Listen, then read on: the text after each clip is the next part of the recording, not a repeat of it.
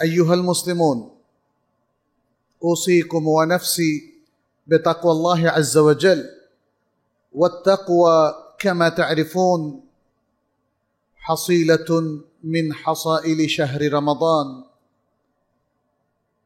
وهي أيضا من نتائج صيام رمضان، كما قال الله سبحانه: يا أيها الذين آمنوا كتب عليكم الصيام كما كتب على الذين من قبلكم لعلكم تتقون.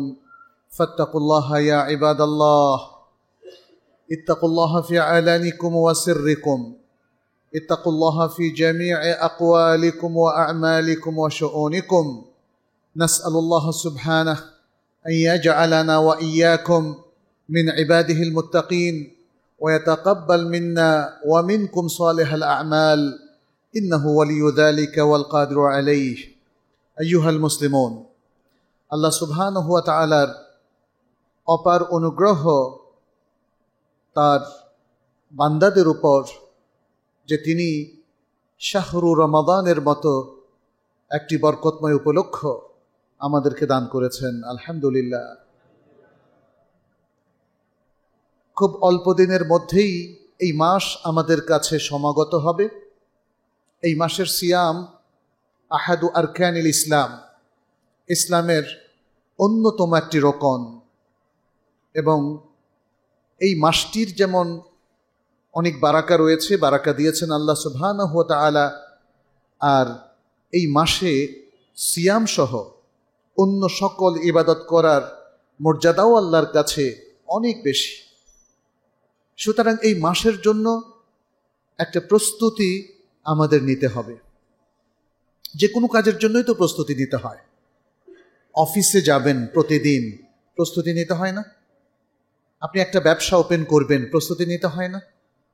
আমাদের সন্তানেরা যারা শিক্ষার্থী, শিক্ষার প্রস্তুতি তাদের নিতে হয় না? পরীক্ষার প্রস্তুতি নিতে হয়। বরং প্রতিদিন তাদের শিক্ষা প্রতিষ্ঠানের যে কাজগুলো আছে, যে পাঠগুলো আছে, সেগুলো তৈরি করার প্রস্তুতিও তাদেরকে নিতে হয়। কেউ যদি তার কোনো কাজের প্রস্তুতি ঠিক মতো না নেয়, তাহলে কাজটা সুসম্পন্ন হয় না। ফলে কাজের সাফল্য অনেক দূরীভূত হয়ে যায়, কঠিন হয়ে যায়।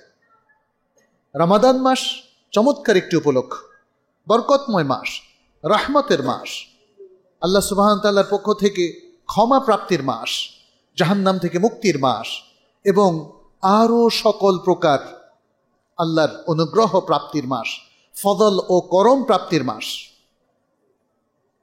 কিন্তু এর জন্য যদি কারো প্রস্তুতি না থাকে, কেউ যদি মন থেকে এই বারাকা, এই ফদল, নেয়ামাহ এগুলো গ্রহণ করার প্রস্তুতি না নেন, গ্রহণ না করেন, তাহলে কি তিনি আল্লাহর পক্ষ থেকে এগুলো অটোমেটিক প্রাপ্ত হবেন? কখনো নয়। কত রমাদান আমাদের কাছে এসেছে, এবং আমাদের কত ভাই বোনরা রয়েছে যারা কিছুই পায় নাই, কারণ তারা এর প্রস্তুতি নেয় নাই। আপনার সামনে যদি অনেক দ্রব্য সামগ্রী রাখা হয় আর বলা হয় এগুলো আপনার জন্য, কিন্তু আপনি একটু নিলেন না, বললেন যে না, এগুলো আমার দরকার নেই, মুখে বলেন অথবা ইশারায় বলেন অথবা দ্রব্য গ্রহণ না করে বলেন, একই কথা, একই কথা। রমাদানের এই নিয়ামত থেকে বঞ্চিত হওয়ার জন্য এ কথা বলার কোনো প্রয়োজন নাই যে আমি রমাদান মানি না, অথবা রমাদানের নিয়ামত আমার দরকার নাই, এ কথা বলারও প্রয়োজন নাই। চুপ করে ঘুমিয়ে থাকলেই হবে, আপনি রমাদানের কোনো নিয়ামতই প্রাপ্ত হবেন না। সুতরাং যে নিয়ামতের সম্ভার আল্লাহ সুবহানাহু ওয়া তাআলা আমাদেরকে দিলেন, প্রথমত সেটা সম্পর্কে জানতে হবে। আসলে রমাদানের নিয়ামতটা কি? কি নিয়ামত, কি অনুগ্রহ, কি বারাকা, কি করম তিনি এর মধ্যে আমাদের জন্য রেখেছেন, দিয়েছেন, সেটা তো জানতে হবে।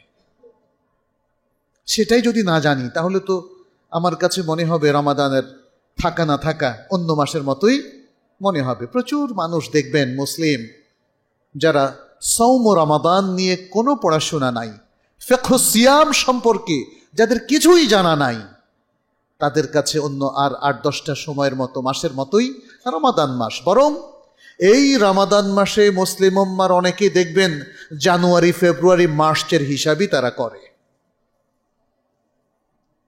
আজকে রমাদানের কত তারিখ সেটা তাদের মনে আসে না। অথবা এটা কি মার্চ মাস নাকি 1446 হিজরির রমাদান মাস, এটাও তাদের মনে আসে না বা আসবে না। ফলে তারা রমাদানের এই প্রাপ্তি থেকে স্বাভাবিক নিয়মেই তারা বঞ্চিত হবে। প্রিয় ভাইয়েরা, আমরা যারা মুসলিম, যারা ঈমানের উপর আছি, যারা আমরা আল্লাহর ফদল ও করম পেতে চাই, তাদেরকে আল্লাহর এই ফদল ও করম নিয়ে পড়াশোনা করতে হবে।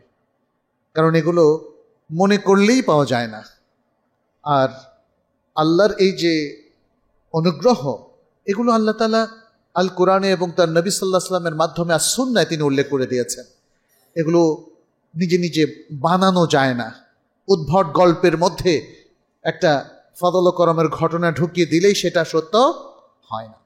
অতএব কোরআন সুন্নাহ ভিত্তিক জ্ঞান অর্জনের মধ্য দিয়ে রমাদানের প্রস্তুতি আমাদের নিতে হবে।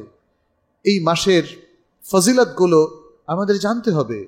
এই মাস তো সেই মাস যেটি আল কোরআনের মাস। আল কোরআন আল্লাহ সুবহানাহু ওয়া তাআলা এই মাসেই নাজিল করেছেন এবং এই মাসের একটা বিশেষ রাত্রি, যেই রাত্রিকে তিনি কোরআন নাজিলের জন্য নির্ধারণ করেছিলেন লাইলাতুল কদর, এবং যে মাস সম্পর্কে তিনি আল কোরআনে বলেছেন লাইলাতুল কদরি খায়রুম মিন আলফি শাহর। এ হচ্ছে সেই মাস, এবং এটা হলো সেই মাস যেই মাসে আল্লাহ সুবহানাহু ওয়া তাআলা জান্নাতের দরজাগুলো ওপেন করে দেন, জাহান্নামের দরজাগুলো বন্ধ করে দেন, বড় বড় শয়তানগুলোকে শৃঙ্খলিত করে রাখেন, যেন মানব জাতিকে অন্তত এই মাসে তারা অন্য মাসের মতো বিভ্রান্ত, বিচ্যুত এবং পথভ্রষ্ট করতে না পারে। সহিহ বুখারী, মুসলিম সহ সুনানের গ্রন্থগুলোতে এই সকল তথ্য চমৎকারভাবে নবী সাল্লাল্লাহু আলাইহি ওয়াসাল্লামের হাদিসের মাধ্যমেই আমাদের কাছে এসেছে। এই মাসটাকে আল্লাহ সুবহানাহু ওয়া তাআলা এতটাই বরকতপূর্ণ করেছেন যে এই মাসের দোয়া আল্লাহ সুবহানাহু ওয়া তাআলা অন্য মাসের থেকে অনেক বেশি কবুল করেন। কেন করবেন না? কারণ এই মাস তো স্পেশাল কিছুর মাস, স্পেশাল আমলের মাস, স্পেশাল দোয়ার মাস এবং একটা স্পেশাল ইবাদতের মাস, যে ইবাদতটাকে আল্লাহ নিজের জন্য স্পেশাল করে নিয়েছেন, সেটা হলো সিয়াম। আসিয়ামু লি ওয়া আনা আজজি বিহ, সিয়াম আমার জন্যে এবং আমি তার পুরস্কার দেব। এটা আর কোনো ইবাদতের ক্ষেত্রে এতটা স্পেশালভাবে আল্লাহ সুবহানাহু ওয়া তাআলা বলেননি। ফলে এই সিয়ামের মধ্যে মানুষ যখন তার দিনটাকে কাটাবে সিয়ামরত অবস্থায় এবং একমাত্র আল্লাহর জন্যে, আল্লাহর সন্তুষ্টির জন্য সে পানাহার ত্যাগ করবে এবং হারাম জিনিসগুলোকে ত্যাগ করবে, আল্লাহ তখন তার ডাকে অবশ্যই সাড়া দিবেন। ওয়া ইযা সাআলাকা ইবাদি আন্নী ফাইন্নী করিব উজিবু দাওয়াতাদ দাঈ ইযা দাআন ফালিয়াস্তাজিবু লি ওয়া লিয়ুমিনু বি। যখন আমার বান্দা আমার কাছে কিছু চায়, আমি তখন তার অতি নিকটে। যখন সে আমাকে ডাকে, আমাকে আহ্বান করে, আমার কাছে দোয়া করে, অতএব তাদের উচিত আমার কাছে যেন তারা চায়, যেন তারা দোয়া করে এবং আমার প্রতি যেন তারা ঈমান পোষণ করে। আল্লাহ সুবহানাহু ওয়া তাআলা এমনই সুন্দর নির্দেশনা আমাদেরকে দিয়েছেন। আহারে বান্দারা, আল্লাহর বান্দারা, এগুলো শোনে না, সময় নাই। নাটক, সিনেমা, ইন্টারনেট এগুলো দেখার পরে আল্লাহর জন্য সময় দেওয়ার সময় থাকে না। অনেকেই এই যে কথা বলছি আমরা, ঘুমিয়ে পড়েন। এই জুমার খুতবার সামনে রেখে ঘুম কি করে আসে বলেন তো? দরকার হলে চা নিয়ে আসবেন, ফ্লাক্স নিয়ে আসবেন সাথে, একটু পরপর খাবেন। যেই জাতির লোকেরা, আল্লাহওয়ালা লোকেরা জুমার খুতবা শোনে আর ঘুমায়, তাইলে সেই জাতি কবে জাগবে বলেন? খুতবার সময় ঘুমানো জায়েজ আছে বলেন? আপনারা প্রস্তুতি নিয়ে আসবেন, জুমার খুতবায় ঘুমানো যাবে না। আমরা ঘুমানোর মতো সুর দিয়ে ওয়াজ করি না, বুঝতে পেরেছেন? এখানে যারা সালাত পড়তে আসবেন প্রস্তুতি নিয়ে আসবেন কথা শোনার জন্য। আমরা আল্লাহ এবং রাসূলের কথা বলছি। যারা আল্লাহ এবং রাসূলের কথা থেকে গাফেল থাকে, কোরআন খুলে দেখেন কি বলেছেন আল্লাহ সুবহানাহু ওয়া তাআলা তাদের ব্যাপারে। গাফেল মুমিন হবেন না। রমাদান মাসে আসলে গাফেল, খুতবার শুনলে গাফেল, কিয়ামুল লাইলে দাঁড়িয়ে ঘুমিয়ে পড়েন, তাহলে এই জাতির লোকদেরকে দিয়ে কিভাবে ইসলাম সারা পৃথিবীতে ছড়াবে বলেন? প্রিয় ভাইয়েরা, কিছু মনে করবেন না। যাই হোক, আমরা দেখছি রমাদান মাস এবং রমাদান মাসের সমস্ত আমল বরকতময়, অন্য মাসের চাইতে অনেক বেশি ফাজিলা। একটা একটা করে এগুলো আমাদের জানা দরকার। আজকে প্রস্তুতি নিয়েই আমি বেশি কথা বলবো, তবে তার সাথে অবশ্যই কিছু প্রাসঙ্গিক কথা চলে আসবে। কিছু বলেছি, আরও কিছু কথা বলবো। রমাদান মাসের প্রস্তুতি নেয়ার জন্যে আপনাকে দেখতে হবে এই মাসের মূল কাজগুলো কি, আর এই মাসের মূল অর্জনগুলো আমাদের মুসলিমদের কি হওয়া উচিত। মূল কাজের মধ্যে 1 নম্বর হলো সিয়াম। 1 নম্বর সিয়ামের অর্থ এই নয় যে আমি সালাতকে 2 নম্বরে নিয়ে গিয়েছি। নো, সালাত তো সারা বছরের, সারা জীবনের প্রোগ্রাম। এটা রমাদান মাসের প্রোগ্রাম না। 5 ওয়াক্ত সালাত সারা জীবনের প্রোগ্রাম, এটা মনে রাখতে হবে। 1 ওয়াক্ত মিস করার কোনো অনুমতি নাই। আপনি যেখানেই থাকেন না কেন, যেভাবেই থাকেন না কেন, আপনি বাসায় থাকেন আর অফিসে থাকেন, আপনি জমিনে থাকেন আর আকাশে প্লেনে থাকেন, আপনি বাংলাদেশে থাকেন আর মক্কায় থাকেন কিংবা আমেরিকায় থাকেন, সালাত তরক করার কোনো অপশন আছে? কোনো অপশান নাই। আপনি হজের মধ্যে থাকেন নাকি রমাদানে থাকেন নাকি অন্য যে কোনো মাসে অবস্থান করেন, অতএব এই দিক থেকে সালাত যেহেতু জীবনের প্রোগ্রাম, সর্বাবস্থায় সেটাই 1 নম্বর। আমরা রমাদান মাসে সিয়ামকে 1 নম্বর বলার অর্থ হচ্ছে সালাতের আলোচনা তো এখানে ওইভাবে আসবে না, ফরজ সালা, যেহেতু ফরজ সালা তরক করার কোনো অপশান নাই। তাহলে অন্য অন্য কাজের মধ্যে, রমাদানের কাজের মধ্যে সিয়াম হলো 1 নম্বর। এবং সিয়ামটা ফরজ নাকি নফল? ফরজ, ইসলামের অন্যতম একটি রকম। সিয়ামের সাথে সংশ্লিষ্ট অনেকগুলো আমল আছে, সে আমলগুলো আপনি জেনে নিতে হবে যে সুন্নাহ ভিত্তিক কিভাবে আপনি এগুলোকে আমল করবেন। সিয়ামের সাথে আমল আছে সাহরি খাওয়া। আমাদের অধিকাংশ লোকই বলে সেহেরি, আরবিতে কোথাও সেহেরি শব্দটা নেই। সেহের মানে জাদু, আর সেহরি মানে তাহলে তো অর্থ অন্যদিকে চলে যাচ্ছে।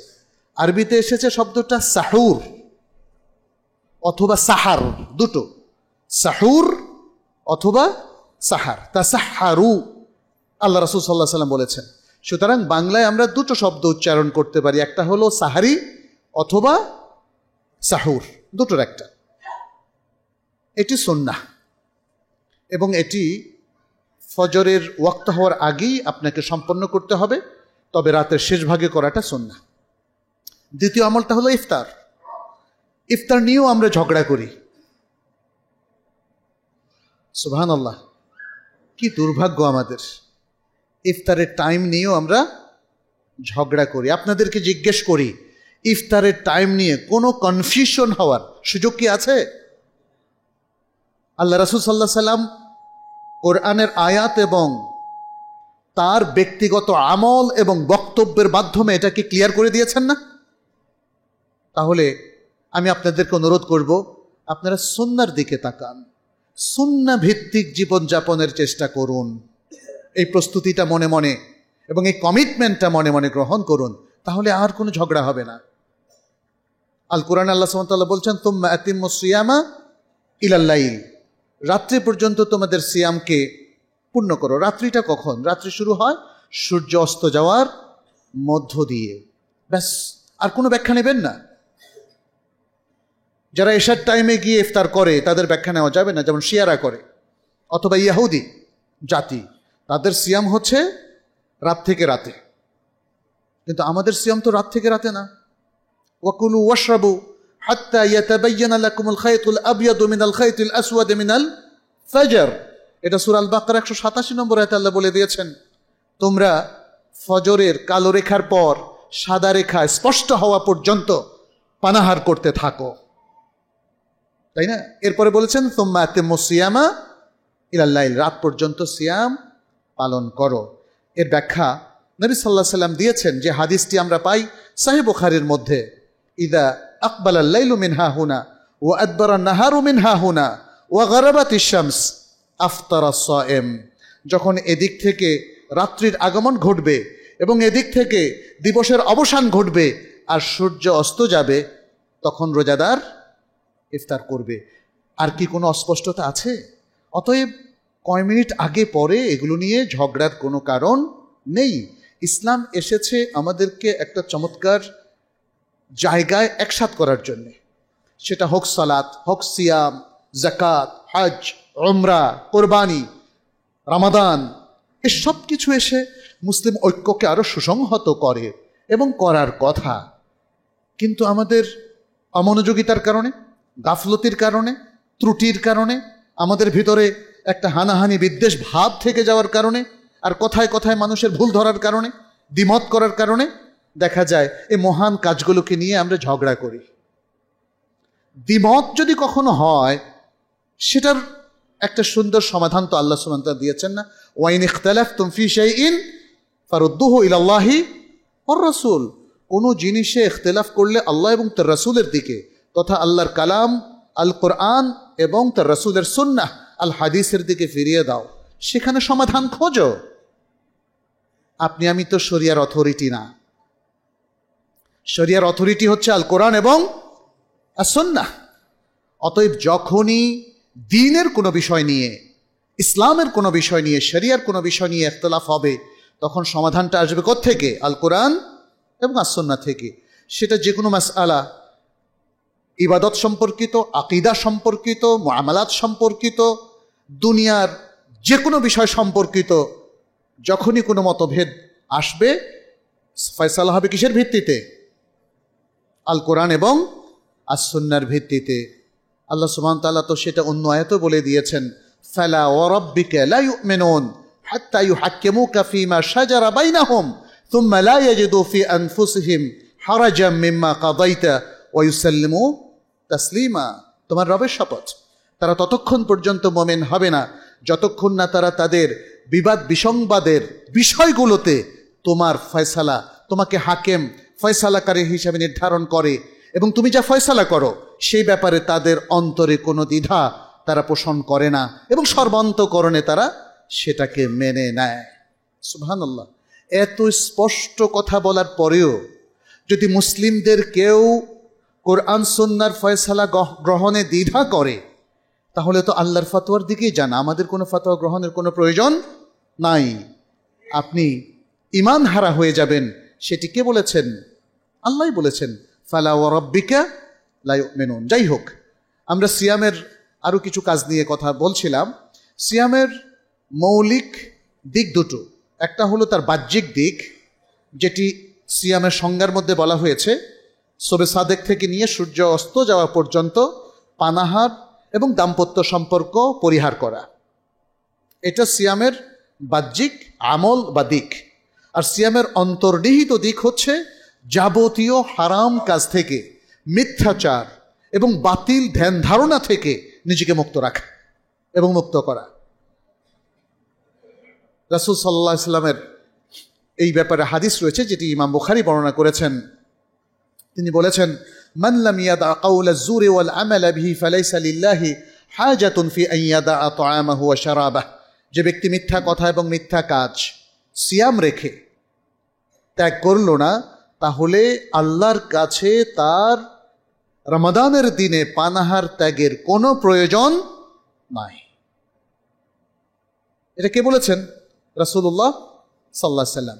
তাহলে রাসূলুল্লাহ সাল্লাল্লাহু আলাইহি ওয়াসাল্লামের কথাকেও যদি আমরা গুরুত্ব না দিই, কার কথাকে গুরুত্ব দিব ভাই? আপনার আমার সিয়াম অর্থবহ হবে তখন যখন সিয়াম রেখে আমরা তাকওয়া অবলম্বন করবো। এটা তাকওয়া অবলম্বনের মেন কথা।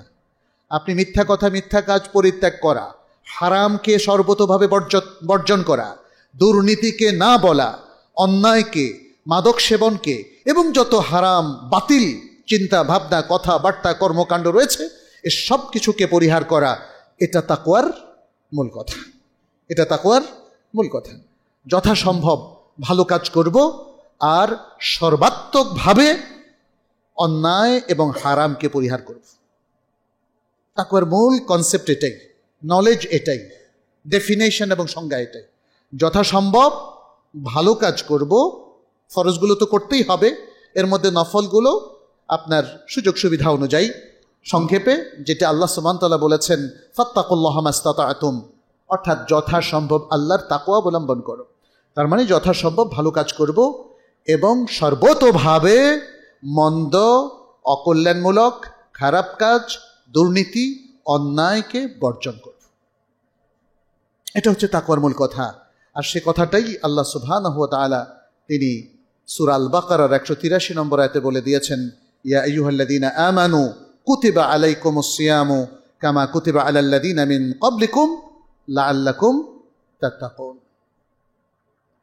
এরপরে সিয়ামের আরো কিছু কথা আল্লাহ সুবহানাহু ওয়া তাআলা 185 নম্বর আয়াতে বলে দিলেন, শাহরু রমাদান আল্লাযী উনজিলা ফীহিল কুরআন হুদাল লিন-নাসি ওয়া বায়্যিনাতিন মিনাল হুদা ওয়াল ফুরকান ফামান শাহিদা মিনকুমুশ শাহরা ফালইয়াসুম ওয়া মান কানা মারিদান আও আলা সাফারিন ফাইদ্দাতুম মিন আইয়ামিন উখর ইউরিদুল্লাহু বিকুমুল ইউসরা ওয়া লা ইউরিদু বিকুমুল উসরা ওয়া লিতুকমিলুল ইদ্দাতা ওয়া লিতুকাব্বিরুল্লাহা আলা মা হাদাকুম।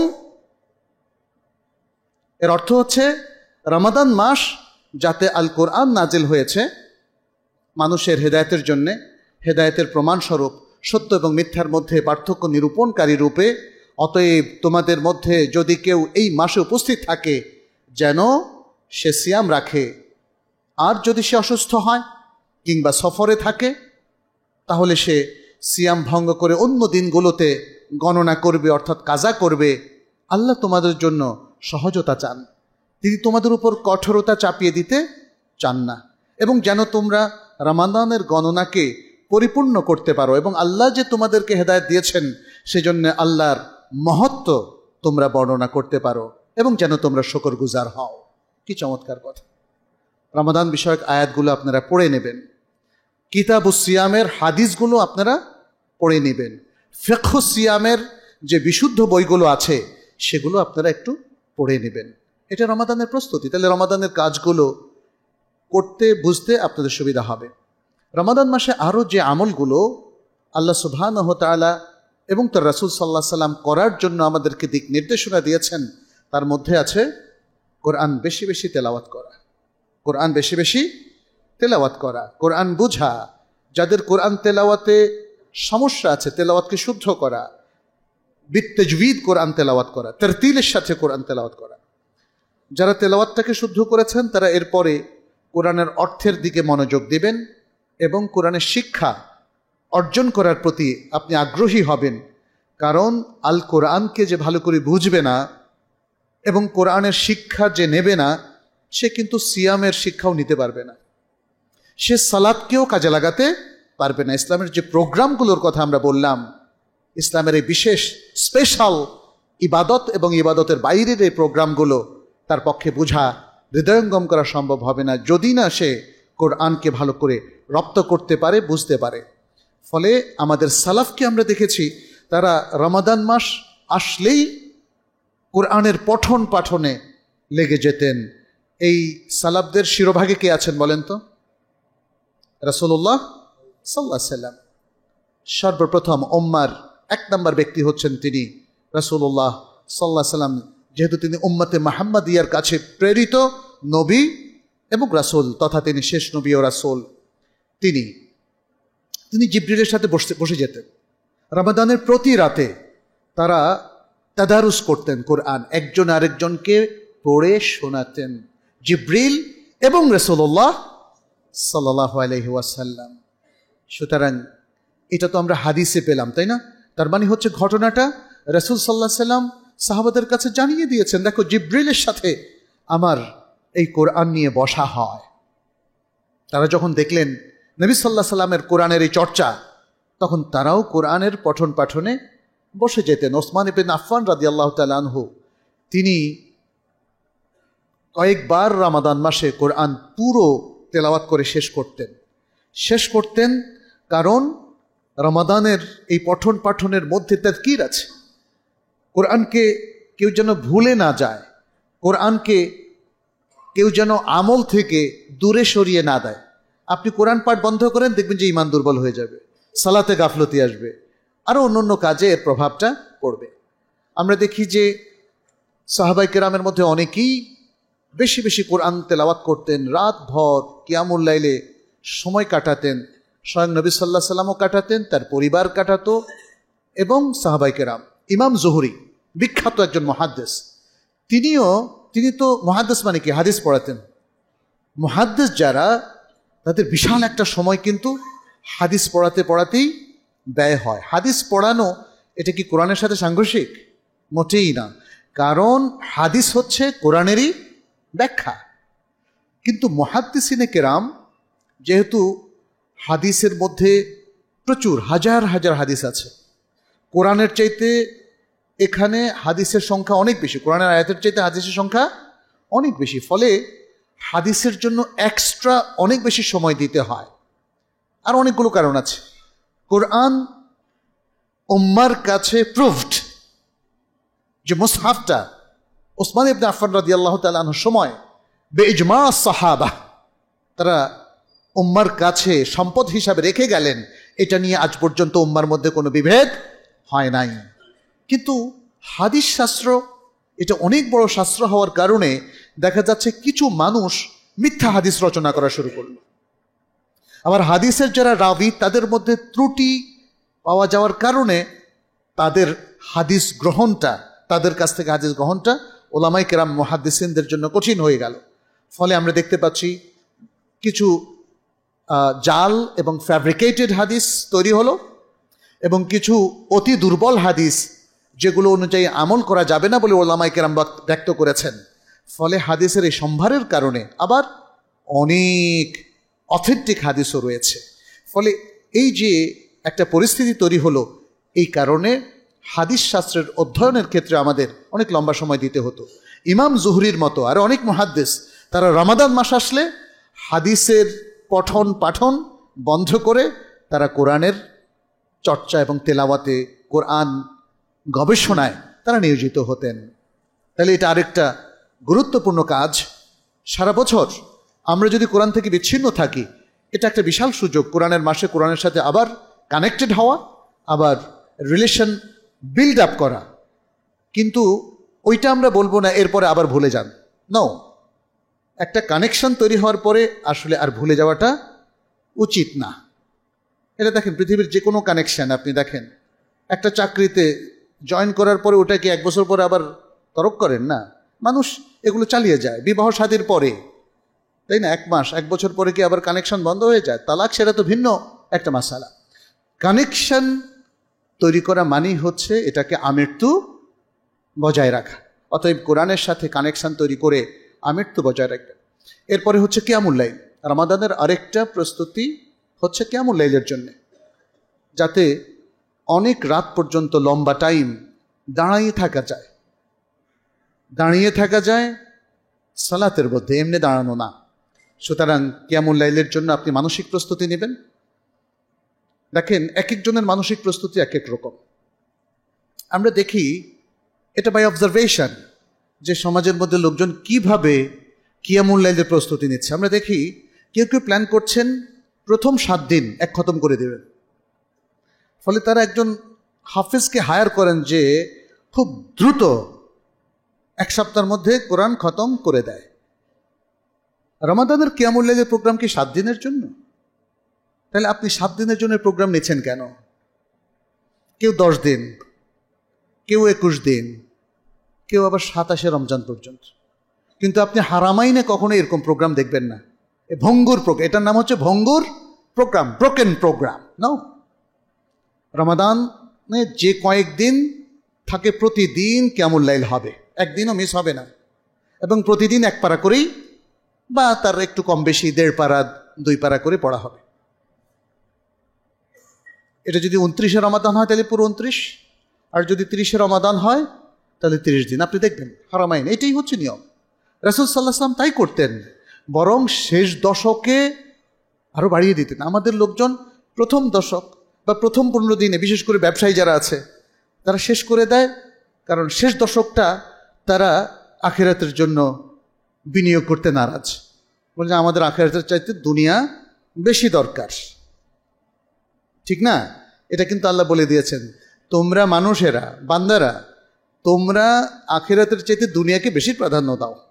বাল তুসিরুনাল হায়াতাদ দুনিয়া ওয়াল আখিরাতু খায়রুন ওয়া আবকা, বরং তোমরা দুনিয়ার জীবনকে বেশি প্রাধান্য দাও, অথচ আখিরাত হচ্ছে অধিক উত্তম এবং স্থায়ী। সুতরাং কিয়ামুল লাইলের আপনি 7 দিন, 15 দিন, 21 দিন, 27 দিনের প্রোগ্রাম করবেন না, আপনি কিয়ামুল লাইলের পুরো রমাদান জুড়ে প্রোগ্রামটা করবেন। এটাই হচ্ছে আসল প্রস্তুতি। এরপরে আছে দান খয়রাত সাদাকা, ইনফাক ফি সাবিলিল্লাহ, আল্লাহর রাস্তায় প্রচুর দান করবেন। এখানে বোখালতি করবেন না, সবাই বোখালতি করে। এমনকি দেখি যে ফেতরা সবচেয়ে ফেতরার আবার একটা টাকা নির্ধারণ করা হয় বাংলাদেশে। এরপরে সেটার মধ্যেও দেখলাম যে 2 টাকার নোট আর 5 টাকার নোট অনেকে ব্যাংক থেকে সংগ্রহ করে ঈদের দিন সকালে 2 টাকা 2 টাকা করে আর 5 টাকা 5 টাকা অথবা 10 টাকা করে দেয়। আপনি ফেতরার টাকাটাও ভেঙে ভেঙে দিচ্ছেন। প্রথমত ফেতরায় টাকা দিবে না খাদ্য, এটা একটা বিতর্ক আমাদের দেশে আছে। যদিও রাসূল সাল্লাল্লাহু আলাইহি ওয়াসাল্লাম রেকমেন্ড করেছেন কোনটা, খাদ্য দিয়ে ফিতরা দেওয়া বা যাকাতুল ফিতর যেটাকে আমরা বলি। এটা নিয়ে আলোচনাটা আরও পরে হয়তো কোনো খুতবায় করা হবে, আমরা আজকে সেটাকে স্কিপ করি। আমি শুধু প্রস্তুতির কথাটা আপনাদেরকে স্মরণ করিয়ে দিচ্ছি। আপনি আল্লাহর রাস্তায় দান করবেন, দানটা যেন আল্লাহর রাসূল সাল্লাল্লাহু আলাইহি ওয়াসাল্লামের আদর্শ অনুযায়ী হয়। প্লিজ এটা একটু রক্ষা করেন।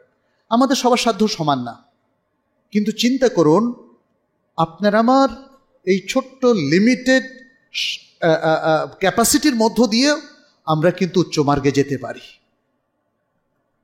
এবং সবচেয়ে শ্রেষ্ঠ মডেল হচ্ছে রাসূলুল্লাহ সাল্লাল্লাহু আলাইহি ওয়াসাল্লামের মডেল। সেটাকে ইগনোর কেন করবেন রে ভাই? আপনি শাফি মাযহাবের ফলোয়ার, তাহলে কি আপনার জন্য রাসূল সাল্লাল্লাহু আলাইহি ওয়াসাল্লাম সুন্নাত ত্যাগ করে অন্য আমল করাটাই কি বিধেয়? আপনি হানাফি মাযহাবের ফলোয়ার, আপনার জন্যও কি রাসূল সাল্লাল্লাহু আলাইহি ওয়াসাল্লাম শ্রেষ্ঠ মানুষ না, শ্রেষ্ঠ মডেল না? তাহলে আপনারা ইমামদেরকে দেখিয়ে কেন রাসূল সাল্লাল্লাহু আলাইহি ওয়াসাল্লামের সুন্নাহকে ইগনোর করছেন? পৃথিবীর যে কোনো মানুষের দলিল, তার বক্তব্য, তার মডেলিটি আপনি যদি আমাদের সামনে নিয়েও আসেন, এরপরে যখন রাসূল সাল্লাল্লাহু আলাইহি ওয়াসাল্লামের সুন্নাহ আমাদের সামনে উপস্থাপন করা হয়, কারটা আমরা প্রাধান্য দিব বলেন তো? রাসূলুল্লাহ সাল্লাল্লাহু আলাইহি ওয়াসাল্লাম, আনপ্যারালাল, কোনো তর্ক নাই এখানে। কিন্তু আমাদের প্রবলেমটা অন্য জায়গায়, তারবিয়াতে প্রবলেম। আমাকে শেখানো হয়েছে, আমাকে বোঝানো হয়েছে, আমাকে অভ্যস্ত করে ফেলা হয়েছে যে এই স্টাইলে চলবা, এর বাইরে যাওয়াটা তোমার জন্য জায়েজ নাই। ইভেন যদি কোরআনের কোনো আয়াতও তোমাকে বোঝানো হয় অথবা রাসূল সাল্লাল্লাহু আলাইহি ওয়াসাল্লামের কোনো সুন্নাহও যদি তোমার কাছে তুলে ধরা হয়, এই তারবিয়া তো ইসলামের তারবিয়া না প্রিয় ভাইয়েরা, এটা ইসলামের তারবিয়া না। আপনি যদি এইভাবেই রমাদানের জন্য প্রস্তুতি নেন, আপনি ঠকবেন। আপনি রমাদান থেকে সর্বোচ্চ বেনিফিট নিতে পারবেন না। রমাদান থেকে সর্বোচ্চ বেনিফিট নেওয়ার জন্য আপনার কোরআন সুন্নাহ ভিত্তিক নির্ভেজালভাবে আপনাকে অনুসরণ করতে হবে, যেমনটি করেছেন আমাদের সাহাবায়ে কেরাম, তাবিউন, আতবাউত তাবিঈন। সুতরাং ইনফাক ফি সাবিলিল্লাহর ক্ষেত্রে, ফিতরার ক্ষেত্রে আপনারা এটা ফলো করবেন। নবী সাল্লাল্লাহু আলাইহি ওয়াসাল্লামের ক্ষেত্রে ইবনে আব্বাস রাদিয়াল্লাহু তাআলা আনহু বলছেন, তিনি মানুষের মধ্যে সবচেয়ে বেশি দানশীল ছিলেন, আর রমাদান মাসে তিনি অধিক দানশীল হয়ে যেতেন। এবং হাদিসের শেষে তিনি আরও উল্লেখ করেছেন যে রাসূল সাল্লাল্লাহু আলাইহি ওয়াসাল্লাম এই রমাদান মাসে প্রচণ্ড বেগবান, ঝড়ো হাওয়ার চাইতে আরও বেশি বেগবান ছিলেন দান খয়রাত সাদাকার ক্ষেত্রে। আমরা কি করছি আসলে? আমাদের মুসলিমদের দান খয়রাতের ক্ষেত্রে কিছু মূলনীতি ফলো করতে হবে। আপনি বিচ্ছিন্নভাবে দান খয়রাত করলে এর বারাকা কমে যাবে। আমাদের অনেক জায়গায় কালেকটিভ এফোর্ট প্রয়োজন হয়, যেমন এই মসজিদটা আমরা করছি, এখানে মাদ্রাসা আছে, দেখা যাচ্ছে যে এই ধরনের প্রতিষ্ঠান উঠতে অনেক সময় লাগে। আমি একটা জিনিস লক্ষ্য করেছি, আমাদের প্রত্যেকের মধ্যে একটা প্রবণতা, আমার একটা আলাদা মসজিদ করতে হবে, একটা মাদ্রাসা করতে হবে। আমি যখন মদিনায় পড়তাম দেখতাম যে বাংলাদেশ থেকে অনেকে আসতো, বলতো আমি একটা বিশ্ববিদ্যালয় করব। প্রচুর লোকজন। 1000 লোক যদি বলে 1000টা বিশ্ববিদ্যালয় করবো, এটা কি গ্রহণযোগ্য কথা? হ্যাঁ, আপনার মাথায় কেন এটা আসে যে আপনাকে আলাদা আলাদা করে সব করতে হবে? একটা বিশ্ববিদ্যালয় আলাদা করতে হবে, কিছুদিন পরে বলবেন একটা আলাদা এয়ারপোর্ট করবেন। মানে এভাবে এক একটা চিন্তা আসলে এগুলো গ্রহণযোগ্য না। মনে রাখবেন, ইন্ডিভিজুয়াল কাজগুলো আপনি আলাদা করেন, কোনো আপত্তি নেই, বাট মসজিদ হচ্ছে মুসলিমদের কমিউনিটি সেন্টার। আমি ওই বিবাহের কমিউনিটি সেন্টারের কথা বলছি না। এগুলোর জন্য কালেকটিভ এফোর্ট লাগে। শিক্ষা প্রতিষ্ঠান কালেকটিভ এফোর্টে তৈরি করতে হবে। একটা বিশেষ সুন্নাহ ভিত্তিক মসজিদ সবাই মিলে করাটা অনেক উত্তম 100টা ইন্ডিভিজুয়াল মসজিদ করার চাইতে, যেখানে আপনি মানে স্ক্যাটার্ড বেদাত হচ্ছে, এ হচ্ছে সে হচ্ছে, কোনো মসজিদের যে আদব কায়দা, যে অ্যাপ্লিকেশন কিছুই হচ্ছে না। এটা মনে রাখতে হবে। শিক্ষা প্রতিষ্ঠানের ক্ষেত্রেও তাই। আজকাল দেখলাম যে অনেকের কাছে যখন আমরা অ্যাপ্রোচ করি আমাদের প্রতিষ্ঠানে কিছু দান করুন, বলে যে আমার তো আলাদা একটা প্রতিষ্ঠান আছে। কোথায় করছেন? বাড়িতে করছি। ভালো কথা। গ্রামে গঞ্জে আপনি একটু সচ্ছল মানুষ হয়েছেন, আপনার গ্রামে হয়তো দেখা গেল আশেপাশে আরো 5টা প্রতিষ্ঠান আছে, মাদ্রাসা আছে, সেটাকে আপনি পরিপুষ্ট না করে আপনি একটা আলাদা করছেন। দুটো মসজিদ রাস্তার 2 প্রান্তে, মাঝখানে আপনার বাড়িতে আরেকটা মসজিদ হতেই হবে। আমার মনে হয় এগুলো ডিজাস্টার। এভাবে করবেন না। বরং এই যে সাদাকা, এই যে ইনফাক ফি সাবিলিল্লাহ, এগুলোর বুদ্ধিবৃত্তিক এবং ইফেক্টিভ ব্যবহার নিশ্চিত করতে হবে। তাহলে সেটা আপনার জন্য অনেক ভালো সাদাকা জারিয়া হবে।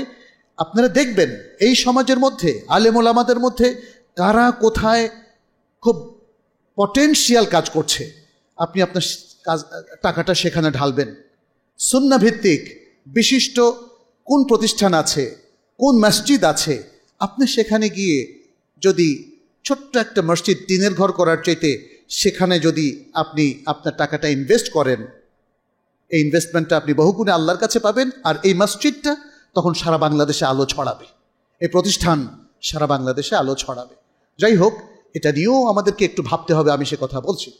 এরপরে আরও বিশেষ কাজের মধ্যে আছে এতেকাফ। এতেকাফের জন্য এখন থেকে যদি আপনি মাইন্ডসেট না করেন, প্রস্তুতি না নেন, আপনি পারবেন না। আপনি দেখবেন যে শেষ দশকে আপনার কত কাজ, ঈদের বাজার বাকি আছে, এ আছে সে আছে, অনেক কিছু। সুতরাং আমাদেরকে এতেকাফের জন্য প্রস্তুতি নিতে হবে। এবং সবচেয়ে এক্সপেন্সিভ যে আমলটা রমাদান মাসে, তার অনেক ফজিলাহ। রাসূল সাল্লাল্লাহু আলাইহি ওয়াসাল্লাম বলেছেন তার সাথে হজ করা অথবা একটা হজের সমান সওয়াব, সেটি হলো ওমরা করা। রমাদান মাসে ওমরা করা, এটা সবার সামর্থ্য নেই। যাদের সামর্থ্য আছে তারা যদি রমাদান মাসে, রমাদানের আগে না করে বা পরে না করে রমাদান মাসে করতে পারেন, তাহলে এটা আপনার আরেকটা হজের সমপরিমাণ সওয়াব হবে। তবে কেউ যদি তার সুবিধার জন্য পরে করতে চান, আগে করতে চান, সেটা জায়েজ আছে। কিন্তু আমরা বলছি রমাদান মাসে করার সুযোগ থাকলে সেটি আপনি গ্রহণ করেন, তার জন্য প্রস্তুত হন।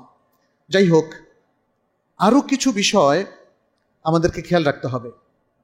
রমাদান মাসের প্রস্তুতি নেওয়ার সময় আমাদেরকে খেয়াল রাখতে হবে যে ইসলামের রমাদান কেন্দ্রিক আরও যে ইনস্ট্রাকশনগুলো আছে সেগুলো ঠিক মতো আমি ফলো করছি তো। যারা গত রমাদানে সিয়াম ভঙ্গ করেছেন তাদের উচিত হবে এই রমাদানের আগেই তার আগের সিয়ামগুলো কাজা করে ফেলা, মেয়েদেরও এবং ছেলেদেরও। আচ্ছা, দ্বিতীয় আরেকটা বিষয় হচ্ছে রাসূল সাল্লাল্লাহু আলাইহি সাল্লাম রমাদানের 1 দিন বা 2 দিন আগে সিয়াম রাখতে নিষেধ করেছেন। তবে যারা সোমবার বৃহস্পতিবার সিয়াম রাখতে অভ্যস্ত, যদি শেষ দিন অথবা তার আগের দিন সোমবার হয় অথবা বৃহস্পতিবার হয়, তাদের জন্য জায়েজ। কিন্তু আপনি এই উদ্দেশ্যে যদি রাখেন যে এটা সতর্কতামূলক, তাহলে এটি আপনার জন্য নিষিদ্ধ। এটি আপনার জন্য নিষিদ্ধ। রমাদানের আগে সতর্কতামূলক সিয়ামের কোনো বিধান নাই। ইয়াউমুশ শাক, যদি মেঘলা থাকে, তাহলে আপনি যদি বললেন মেঘলা, এখন তো চাঁদ দেখা যায় না, হতে পারে আগামীকাল সিয়াম শুরু হয়ে গেছে। রাসূল সাল্লাল্লাহু আলাইহি ওয়াসাল্লাম বলেছেন ইয়াউমুশ শাকের দিন সিয়াম রাখা যাবে না।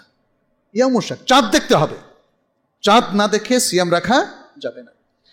আরেকটা বিষয় যেটা নিয়ে আমরা খুব গন্ডগোল করে থাকি, আমরা কি সৌদি আরবের সাথে রাখবো নাকি এখানকার লোকাল মুন সাইটিংয়ের ভিত্তিতে এই আরেকটা জটলা পাকানো হয়েছে। এ সম্পর্কিত বিধান একদমই ক্লিয়ার। আমাদের বিশিষ্ট ওলামায়ে কেরাম সৌদি আরবের আমাদের অনেক শায়েখদেরকে আমরা দেখেছি, তারা স্পষ্ট করে দিয়েছেন। প্রথমত বিষয়টা হচ্ছে ইজতিহাদি বিষয়, কিন্তু আমরা কোনটা করব, মক্কার সাথে নাকি লোকাল মুন সাইটিংয়ের ভিত্তিতে? এটা হবে এদেশের ওলামায়ে কেরাম যে সিদ্ধান্ত দেন সেটা গ্রহণ করা। সাধারণত বাংলাদেশে এখনো পর্যন্ত আমাদের দেশের সহি ধারার ওলামায়ে কেরাম সকলেই একযোগে লোকাল মুন সাইটিংয়ের ভিত্তিতেই সমাধানটা দিচ্ছেন। ফলে অন্যদের যারা মনে করে মক্কার সাথে রাখবেন তাদের জন্য সঙ্গত হচ্ছে তারাও একই দিনে সিয়াম শুরু করবে, একদিন আগে না। কেন? এটা আমরা ব্যাখ্যা করেছি দীর্ঘ আলোচনায়। কারণ একটা ইজতিহাদি বিষয়ে আপনি নিজে সমাজের মূলধারা থেকে বিচ্ছিন্ন হয়ে যেতে পারেন না। এর অনেক ডিসকাশন আছে। আমাদের ওলামায়ে কেরাম এই কথাগুলো বলেছেন। ডক্টর মোহাম্মদ হাসান, যিনি মিশরের একজন প্রখ্যাত সালাফি আলেম, ডক্টর মোহাম্মদ হাসান চমৎকার সব আলোচনা করে থাকেন।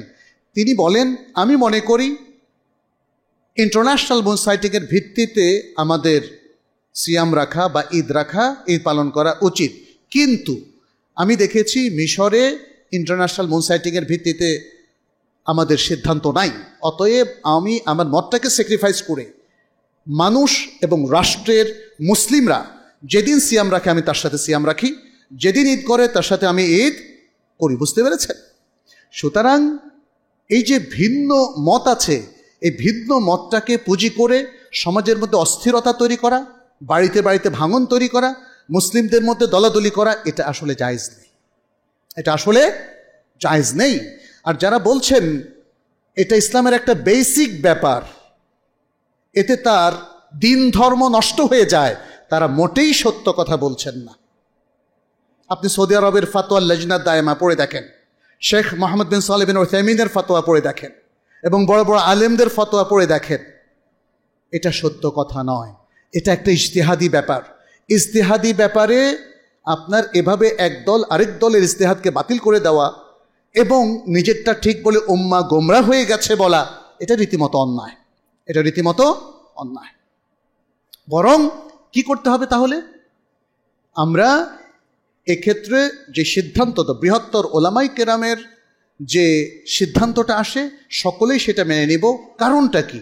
অন্য ইজতিহাদের ক্ষেত্রে তো আমরা এটা বলছি না। এখানে কেন বলছি? বলছি এজন্যে রাসূল সাল্লাল্লাহু আলাইহি ওয়াসাল্লামের আরেকটা সহিহ হাদিস আছে। তিনি বলেছেন, আস-সাওমু ইয়াওমা ইয়াসুমুন নাস ওয়াল ফিতরু ইয়াওমা ইফতিরুন নাস।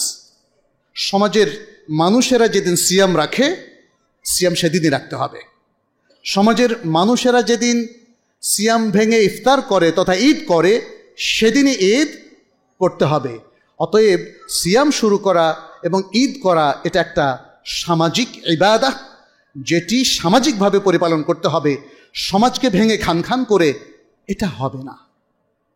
ফলে আমাদের এখানে লোকাল যে সিদ্ধান্তটা আসে সেটিতেই আমরা সব একমত হয়ে যদি আমল করি, আমি মনে করি সেটাই সঙ্গত।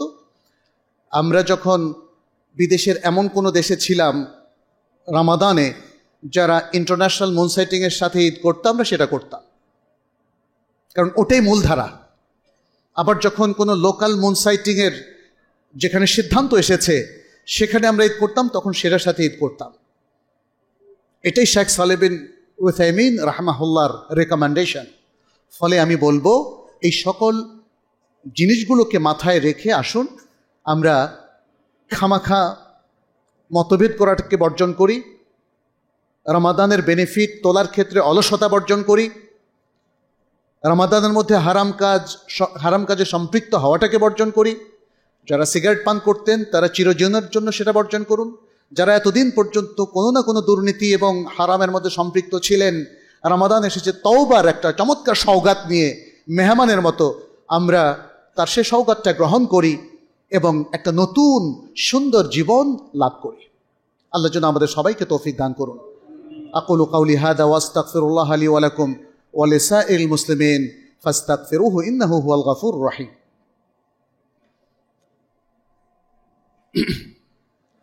আলহামদুলিল্লাহি রাব্বিল আলামিন والعاقبة للمتقين والصلاة والسلام على نبينا محمد وعلى آله وأصحابه أجمعين أما بعد أيها المسلمون اتقوا الله واتبعوا سنة نبيكم وكونوا عباد الله المؤمنين المتقين الصالحين نسأل الله سبحانه أن يجعلنا وإياكم من عباده المتقين ويتقبل منا ومنكم صالح الأعمال اللهم تقبل منا إنك أنت السميع العليم وتب علينا إنك أنت التواب الرحيم عباد الله আল্লাহ সুবহানাহু ওয়া তাআলা আবারও আমাদের সামনে রমাদানের মতো একটি মহান উপলক্ষ নিয়ে এসেছেন। রমাদান মাস আমাদের কাছে একজন অতীব সম্মানিত অতিথির মতো, যে অনেকগুলো উপহার নিয়ে সওগাত নিয়ে আমাদের কাছে এসেছে। বুদ্ধিমান মানুষেরা কেউ তো উপহার ফেরত দেয় না, তাই না? এত সুন্দর সুন্দর উপহার।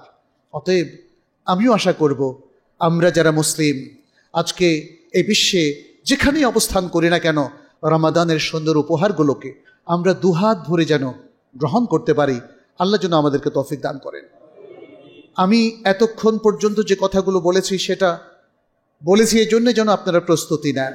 এই উপহারগুলো গ্রহণের জন্য প্রস্তুতি গ্রহণ করুন, একটাও যেন মিস না হয়। যদি কখনো কোনো নফল কাজ মিস হয় তাতে আবার আফসোস করার কিছু নেই, কিন্তু আমাদের সর্বাত্মক চেষ্টা করতে হবে এই সওগাতগুলো, এই উপহারগুলো যেন আমরা নিতে পারি। কারণ অতীতের জীবন একটু পর্যালোচনা করে দেখুন, সেখানে অনেক ত্রুটি, অনেক ভুল, অনেক পাপ, অনেক দুর্নীতি, অনেক অন্যায় আমরা ইচ্ছায় অনিচ্ছায় করে ফেলেছি, অথবা পরিবেশ আমাদেরকে টেনে নিয়ে গেছে। আজকে তা থেকে আমাদের পরিত্রাণ হওয়া দরকার, তওবা করা দরকার, পবিত্র জীবনে প্রবেশ করা দরকার। আজকে মুসলিম দেশগুলো ধুঁকছে, একদিকে অমুসলিম শক্তির অপাঘাত এবং অত্যাচার, নির্যাতন, ষড়যন্ত্র চেপে বসেছে মুসলিম সমাজের উপর। এ থেকে পরিত্রাণ আল্লাহর বারাকা ছাড়া সম্ভব না, আর ঈমান তাকওয়া ছাড়া আল্লাহর বারাকাও আসবে না। অন্যদিকে আমরা নিজেরাই দেখুন অনেক খারাপ কিছুর কারণ হয়ে দাঁড়িয়েছি। প্রত্যেক সমাজে আমরা অনেক ধরনের বিদ্বেষ, মারামারি, লাগালাগি এবং আল্লাহর দিন থেকে দূরে সরে যাওয়ার মাধ্যমে অতিরিক্ত দুনিয়ামুখী, দুনিয়া লোভী হওয়ার মধ্য দিয়ে আমরা আমাদের জীবনযাত্রার মানটাকে নষ্ট করে দিয়েছি। মুসলিম সমাজে অধঃপতন চলে এসেছে আমাদেরই কারণে। যহরাল ফাসাদু ফিল বাররি ওয়াল বাহরি বিমা কাসাবাত আইদিন নাস, জলে স্থলে সর্বত্র বিপর্যয় দেখা দিয়েছে মানুষের এই দুই হাত যা করে সেই কারণে। অতএব তওবা করি, আসুন আল্লাহর কাছে ক্ষমা চাই, একটু কান্নাকাটি করি, কিয়ামুল লাইলে দাঁড়াই, আল্লাহর কাছে হাত তুলে একটু দোয়া করি, শেষ রাতে আল্লাহর কাছে চাই, যখন তিনি বান্দার হাতগুলোকে শূন্য হাত হিসাবে ফিরিয়ে দেন না। এভাবেই রমাদানকে যদি আমরা কাজে লাগাই তাহলে অধঃপতন থেকে উঠে আসার একটা চমৎকার সুযোগ আমাদের জন্য তৈরি হবে। আমাদের আখলাক আবার বিনির্মিত হবে, এই সমাজটা আবার সুন্দর হবে।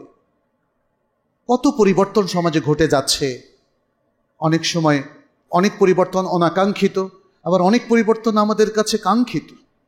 আল্লাহ কখনো বালা মুসিবত দিয়ে আমাদেরকে পরীক্ষা করেন, আবার কখনো শান শওকত, সুযোগ, স্কোপ তৈরি করে তিনি আমাদেরকে পরীক্ষা করেন।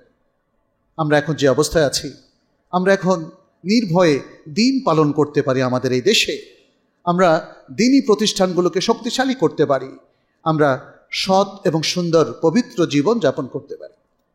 রমাদান সমাগত, আমি আপনাদের সবাইকে সে পবিত্র জীবন যাপনের দিকে আহ্বান জানাই, রমাদানের সুযোগগুলো গ্রহণ করার আহ্বান জানাই এবং ভালো মানুষ হয়ে যাওয়ার, ভালো মুমিন, ভালো মুসলিম হয়ে যাওয়ার আহ্বান জানাই। আল্লাহ আমাদেরকে তৌফিক দান করুন, আল্লাহ আমাদের চেষ্টাকে কবুল করুন, আল্লাহ আমাদের চেষ্টা, চরিত্র, আমল, ইমান, ইখলাস সব কিছুতে বারাকা দান করুন। আল্লাহ আমাদের উপর থেকে তার ক্ষোভ, তার আযাব, গজবকে উঠিয়ে নিন। আমাদের জনজীবনে, আমাদের প্রত্যেকের ব্যক্তিগত জীবনে, আয় রোজগার, সন্তান সন্ততি সব কিছুতে আল্লাহ বারাকা দিন। আমাদের সমাজকে পবিত্র করে দিন, আমাদের দেশটাকে উন্নত দেশে পরিণত করে দিন। আমাদেরকে নৈতিকতা এবং আখলাক, সুন্দর আখলাক দান করুন। একটা সুন্দর জীবন আমরা যেন এই দুনিয়া যাপন করতে পারি, সে তৌফিক দান করুন। আখিরাতে আমাদেরকে আল্লাহ তাআলা নাজাতের ব্যবস্থা করে দিন। আমাদের মধ্যে যারা অসুস্থ তাদেরকে সুস্থ করে দিন। আমাদের মধ্যে যারা নিঃস্ব অভাবী তাদের অভাব আল্লাহ তাআলা দূর করে দিন। আমাদের মধ্যে যাদের বিভিন্ন হাজাত রয়েছে আল্লাহ সে হাজাত পূরণ করে দিন। যাদের বিপদ আপদ বালা মুসিবত রয়েছে আল্লাহ সেটাকেও দূর করে দিন। আকুলু কাউলি হাদা ওয়া আস্তাগফিরুল্লাহ